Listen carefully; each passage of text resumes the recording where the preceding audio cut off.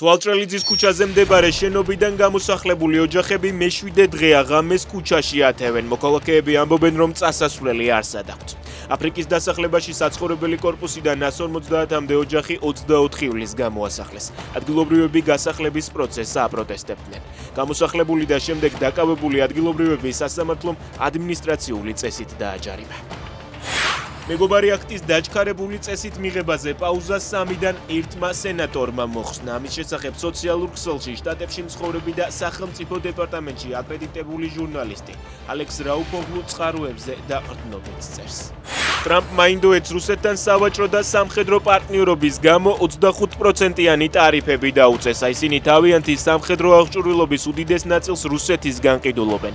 ასევე რუსული ენერგიის მსხვილი შემსყიდველებიც არიან ჩინეთთან ერთად. იმ დროს, როცა ყველას უნდა, რომ რუსეთმა უკრაინაში მკვლელობები შეწყვიტოს, თქვა ამერიკის პრეზიდენტმა. ქართული ოცნება ხვალ თბილისის მერობის კანდიდატად კახა კალაძეს წარადგენს. ინფორმაციას სამთავრობო მედია პარტიის პრესსამსახურზე დაყრდნობით ავრცელებს.